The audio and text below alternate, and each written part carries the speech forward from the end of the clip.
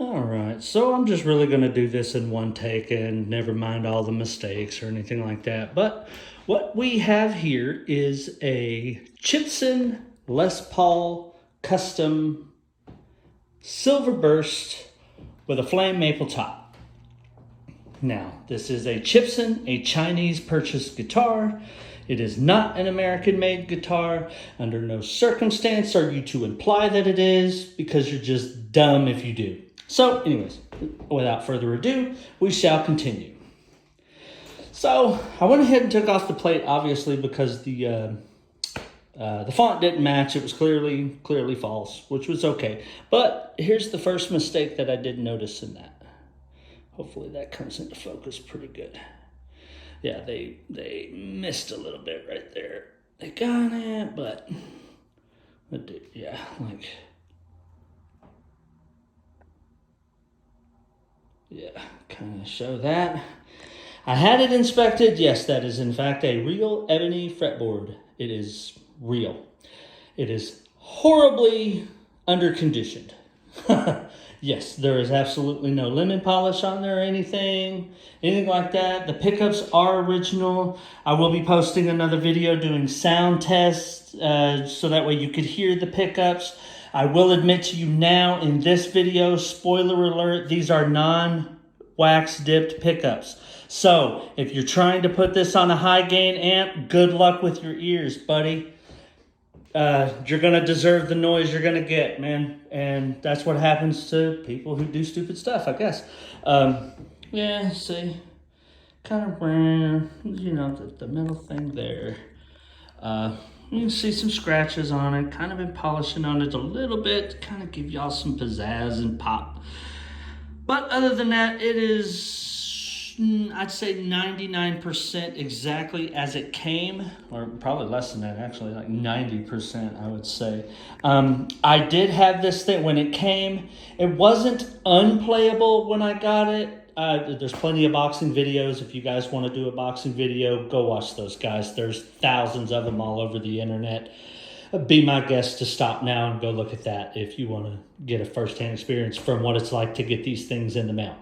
But what I did change is the tuners. They came with horrible Grover knockoff tuners. I don't know what I did with them. I think I threw them in the trash, honestly, because they were absolute garbage. 100% garbage. Changed the strings. I had it completely set up, intonated. It will hold intonation. It is actually 24 3/4. Everything's good from here to here. Had it all checked out. I took whatever nut was on there, didn't even look at it, didn't even care. Had a bone nut inserted, cleaned up, put on there, stuff like that. A couple of things I'll just kind of, okay, that's shadowing right there. Yeah, it's just a shadow from the strings. So yeah, you can see the binding. Immediately we can come to the first defect right there in the headstock. You can kind of see them all sticking out right there. I don't give a shit. It's not a $5,000 guitar. Again, this is a Chipson. I'll get back to the tuners here in a second. You're going to love the story for those. You see the other one right there and pointing out, coming in. No fret nibs. Let me see. Clearly keep this in focus. Doing this in 4K so you guys can get the best experience. But yeah, as you can see, my camera is fighting me. All the way through there, kind of show you through the light. That's natural light coming through that window right over there. You can see it's a pretty decent day. Let's see, there's another flaw right through there. We'll turn it over and look, and I'll be exposing a lot of the guts today too, so that way you can see that. I do see, like in a lot of the other videos where people are opening these things up and showing you guys, no joke, they got a rat's nest for wiring. I'm not gonna go that far and say that that's what I have, but yeah, you can see the other one kind of like right there. Yeah, I'm being a very, very tight stickler for a lot of you purists out there that are just like, that's what a troll sounds like when he's in the comments, when he's trying to speak. Oh, okay. Yeah, here we go. Let's get to the, let me see the strap buttons. Yeah, let's go ahead. Now go ahead and flop this bad boy over. Yeah, the first thing you're going to notice is it's brown on the back. That is the horrible fault that is with the cosmetics as far as what it looks like. But if you're me, this isn't a $5,000 guitar. I paid $220 after shipping delivered to my front door. So this is what I got 2.5 weeks later. It was exact as the pictures. I'll try to post a link to the seller. I don't think I'll have it. But as you can see, here's what most people end up with a rat's nest. Let me get out of the way. Let me try to go above. And where's my flashlight? There we go. Kind of see the body panels. Let me see if I can push some of this shit down. You can see the routing job that they did there. I don't know if it's a one-piece body. Yeah, look at those dime-sized pots in there. Routing is not too terrible. Let me spin around and catch the other side. Oh, yeah. Well, we'll go ahead and look in here first. Yeah.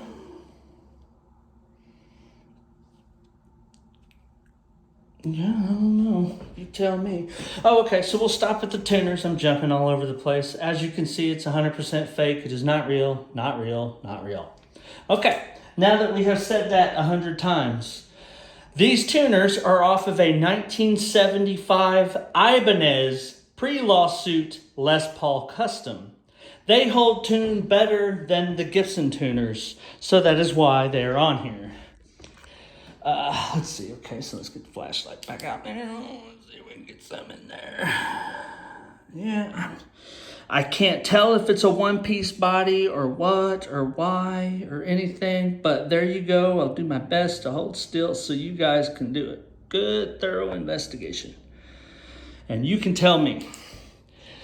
So, yeah, clear and present, stain here. But it looks pretty, you know. You tell me what that is because, let's see.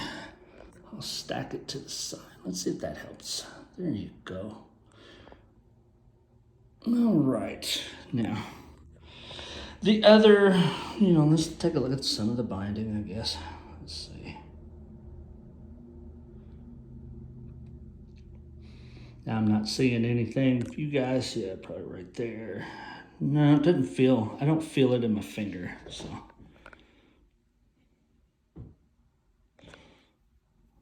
Oh, yeah, that's what I thought. I haven't cleaned the back of it up. Oh, there's a couple more right through there.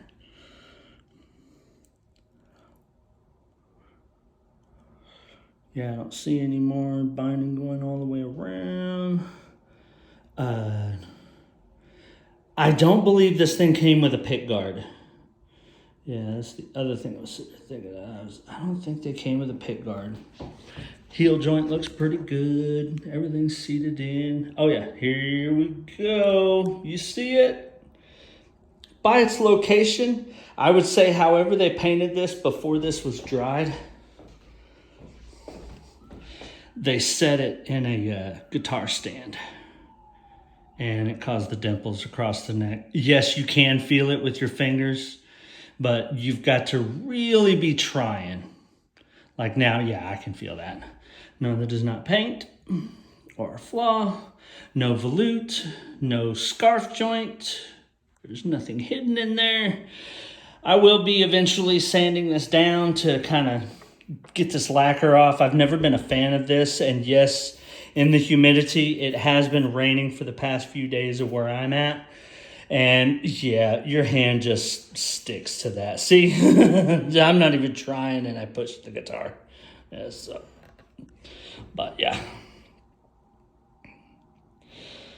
And there you go. It's a nice little rundown of this guy. Not too bad, man, not too bad. The only difference that I can tell what determines this being a fake, Epiphone does this. New Gibsons do this. Go grab a Les Paul Studio Tribute off the wall, and it's done this. The only difference is, yes, laser etching. You're exactly right. Laser etching. Absolutely. And you know what the difference is that they do that's different from what Epiphone or Gibson does on their new guitars? These guys don't waste time smearing paint all in it, so that way it looks traditional. That's fine to me. Gibson, Cesar, you could probably take a page out of these people's book doing stuff like this. But no, do whatever you want, man. Run your company into the ground, because it's all you're really doing anyway. Yeah. Gibson. So I'll put this guy back together. I'll be posting another video. I'll do some sound checks so that way you kind of hear it. I'll show you about the time it starts feeding back and things like that. And just in case you guys didn't know, prior to when the advent of high gain amps, early 50s, 60s, a lot of these fancy guitars, these fancy Les Pauls, they were just coming out. You gotta remember, a lot of this stuff was handmade. These guys weren't whack dipsing anything, man. Especially in the 50s. Man, there was no such thing as distortion. They weren't that loud on the stage. They barely knew what they were doing with the tube amps and all this stuff, man. These guys were just coming into electrified music, according to the history. I want to say that's like just white pearloid. That's not mother of pearl, clear. Yeah, they weren't wax dipping pickups, man. Contrary to popular belief, no, they didn't honestly start wax dipping pickups till what? Yeah, the advent of high gain amps. Yeah, because then they needed to silence these things on stage, man. Think about it. They had P90s. They were playing Woodstock with P90s, man. Can you imagine how atrociously noisy that was in a 100-watt high gain Marshall? What that had to sound like as soon as you stop playing? It's the same exact thing that's going to happen when I stop playing on this one. Feedback. All right, yeah, cheap bridges. I'll probably replace these. But I think I'm going to go with Guitar Fetish. I think I'm going to do a JB and a 59 Jazz in the neck. I think that's what I'm going to end up doing here. Or possibly I'll end up getting, I don't know, maybe a Pearly Gates here. And then, yeah, since I'm going to use Guitar Fetish kits, I'm going to have that Pearly Gates for their quick connect. I'm going to have it all rigged up so that way it'll go in here. And I'm going to do a lot of swapping in and out because, again, this is a $200 guitar. So I'm going to do a lot of swapping out, promoting some Guitar Fetish stuff, especially through this guy, is where I was really going to use this as a great platform to promote some of their things, get this going on and stuff like that. Kind of give you guys a better sense. I'm just going to be recording this with my iPhone. I'm not going and buying any kind of $100,000 worth of equipment just so that way you purists can get the idea. No. I'm doing this for me. You guys, if you're interested, great. If you're not, well, then that's just, that's your choice. But as far as this goes, this is the guitar. I want to say this is a veneer. I'm going to go out and say this is a veneer for sure, this cap. I'm assuming this is a mahogany body with a mahogany top. One piece, a lot of the guitars are coming out that way. But like I said, again, I'm going to get a fresh set of strings on this guy. And then once I get ready to do that and take these strings off, I'll polish the fretboard. Oh, yes, that was the other thing that I did have done to this. I had it set up. I had it intonated. I also had the nut put on. I had the action corrected. I had the truss rod looked at. Everything looks good. It holds tune. It stays in tune. Let me see. I've been toting it around the house for a couple of hours now, trying to figure out where to record the video. So